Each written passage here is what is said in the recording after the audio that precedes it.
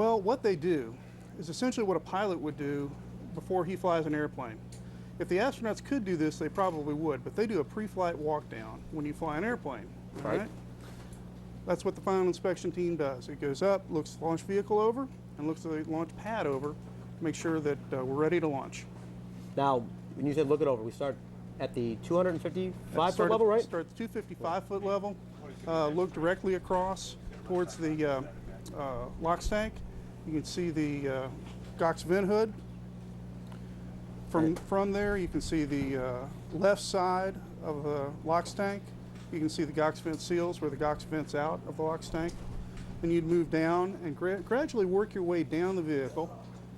As you get further down, you can see other parts of the ET. You can see the left side of the left booster. You can see the left side of the orbiter also. And you can see from this graphic here that start from the 255-foot level, go down to 235, 215, 195, which of course is the access area for the crew. That's right. At the 195-foot level, they will upload their pictures that they have taken digitally onto a computer, and they will shoot them over to the firing room at that point from the computer.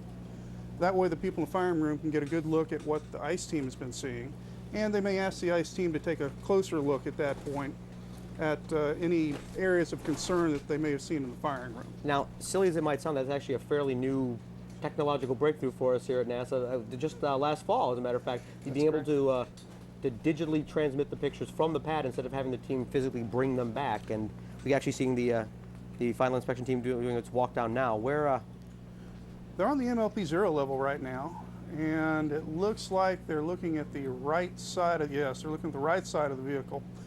One thing about having the FSS where it's at, the fixed service structure, is when we're going up and down that, we really only can see the left side. To see the right side, you've got to go over to the east side of the MLP and look up. There's some things you just cannot see from there. The top sides of brackets, the top sides of struts, and it's a problem they have. They have to sort of imagine what it's going to look like on the right side by what you've seen from the top on the left side. Huh, okay. Well, what exactly are the things? I mean, there's some real obvious ones. A big ball of ice. Chunk of ice. That's a good one. You don't obviously want ice. We don't frost. Those are pieces that could be debris that could come down and actually damage the heat shield of the shuttles. What else do they look for? Well, you might look for frost balls.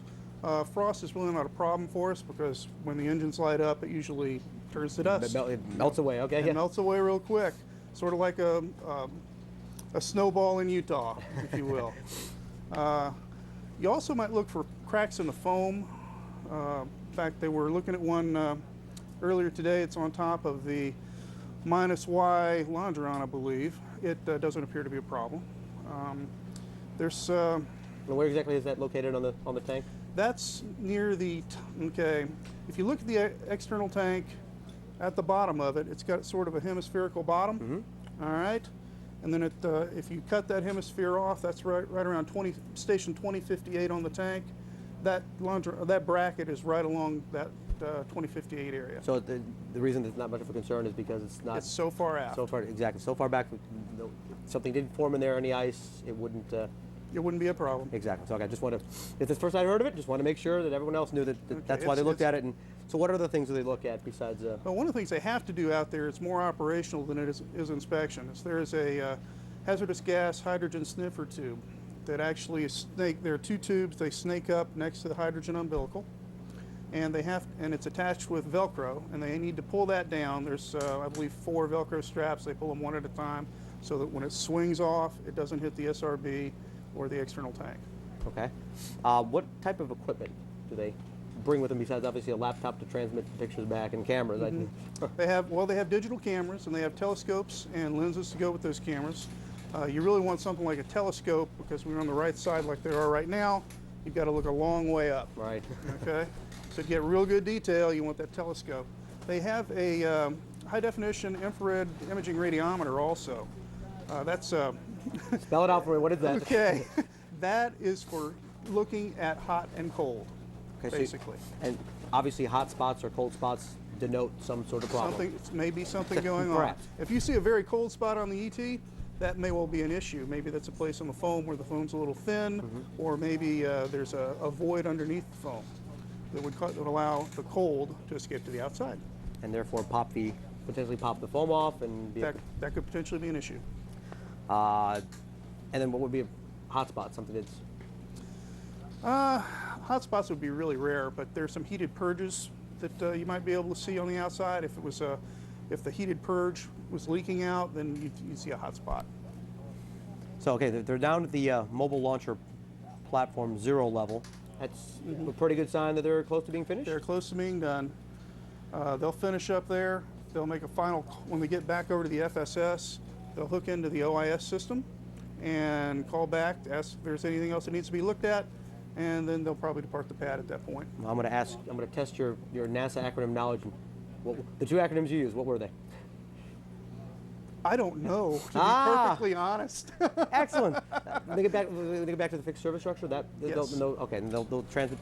Now they also, when they do their tests, they're doing it also for, obviously, to make sure the crew's going to be okay when they get there, because That's correct. basically, timing-wise, the final inspection team departs the pad Just prior to the crew arrival. right before the crew arrives. So it's, By the way, operational intercom system. see, I knew you knew it. I knew it. Just had to.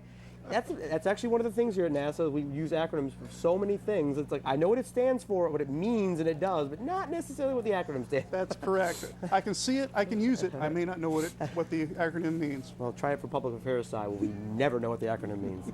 Well, in that case, the crew looks like they're almost ready. Actually, how many people are? Actually, I see numbers on the backs that they have on them. How many fit All team right. members are there? There have been as many as 8 right now. They go with a team of 6 and 1 safety observer. Okay, so and each one has a different job, a different. That's correct. Assignment. Number 1 is the team lead. Sounds good. 2 would be his backup. I'm not sure how they have them set up for this particular inspection. I used to wear 5 sometimes, and I was the IR guy, as a for instance. That was your job. Yeah, that was my Maybe job. switch it around. All right, well, very good. Barry, thank you very much for coming down and giving us a little extra information about, which is obviously one of the more important safety measures that we do pre-launch to make sure that the shuttle's ready to go and the crew's safe to be able to come out to the pad, because if they can't go out there, we're not launching. That's right. You're very welcome. All right. And we're going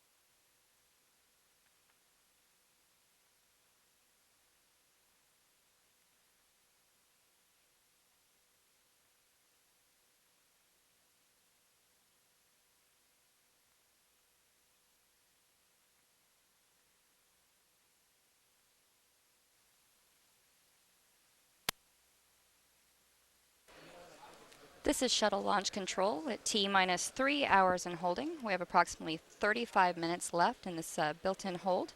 As you can see, the FIT team members are continuing their evaluation of the launch pad and Space Shuttle Endeavour. Make sure that it's safe before launch. Each member of the team is required to wear a highly visible orange protective coverall. They're anti-static and flame resistant. They're also supplied with emergency breathing units in case of an emergency. As you heard before, the team is evaluating the tank and looking for any frost or ice buildup which could become hazardous to the vehicle once Endeavour lifts off. It takes about 2 hours to perform the inspections. They begin on the 255-foot level and continue all the way down the fixed service structure to the 215, then 195, and then 135-foot levels, and the mobile launcher platform. There are no serious technical issues or problems being worked at this time, and we anticipate an on-time liftoff of Space Shuttle Endeavour at 7:55 p.m. Eastern Time here from Kennedy Space Center.